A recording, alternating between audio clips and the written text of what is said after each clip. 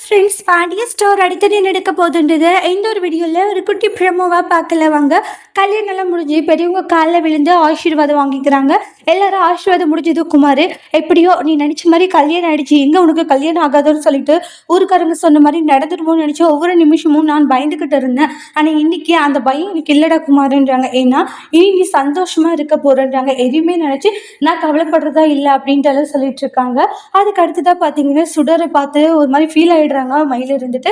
அதுக்கப்புறம் கோமதியுமே பார்க்குறாங்க. என்னமோ சொன்னீங்கல்ல உன் புருஷன் உங்கள் வீட்டாளுங்கள்ல உங்கள் பிள்ளைக்கு கல்யாணமே பண்ண முடியாது, கல்யாணம் கூட பண்ண துப்பு இல்லைன்னு என்னென்னவோ ஒரு டைலாக விட்டீங்க. ஆனால் இன்னைக்கு பார்த்தீங்கல்ல என் பிள்ளைக்கு ஜாம் ஜாம் கல்யாணம் பண்ணியிருக்கு. இப்போ என்ன சொல்ல போறீங்க? எங்க உன் புருஷன் வரலையா அப்படின்றாங்க. எங்க போய் மூஞ்ச வச்சுக்கிறதுன்னு சொல்லிட்டு வந்திருக்க மாட்டான்றாங்க.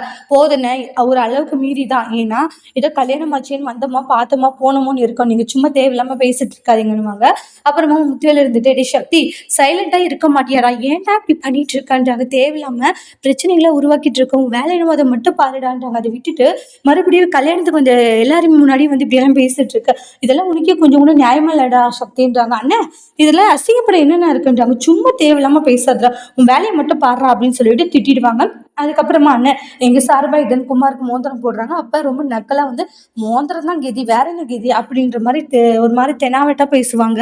உடனே வந்து கோவம் வந்துடுது முத்துவேலுக்கு. சக்தி தேவையில்லாம பேசிட்டு இருந்தேன்னு நானும் இங்க இருக்க மாட்டேன் போயிடுவேன்றாங்க. அன்னைக்கு என்னென்ன வாயை மூடிட்டுறான்றாங்க. வர்றவங்க முன்னாடி இப்படி பேசிட்டு இருக்க, நாகரிகமா நடந்துக்கோ, அதை விட்டுட்டு இப்படி நடந்துக்கிற மோசமா அப்படின்றாங்க. அண்ணன் இவங்களுக்காக என்ன இப்படி பேசிட்டு இருக்கீங்க, வேற எப்படா பேசணும், வேலையை மட்டும் பாரு, தேவையில்லாம பேசாதுன்னு சொல்லி சண்டை போடுறாங்க.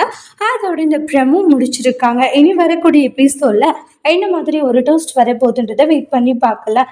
இந்த வீடியோ உங்களுக்கு பிடிச்சிருந்தா லைக் பண்ணுங்க, கமெண்ட் பண்ணுங்க, ஷேர் பண்ணுங்க. மறக்காம நம்மளோட சேனலை நீங்க சப்ஸ்கிரைபர் பண்ணிக்கோங்க. Thank you friends.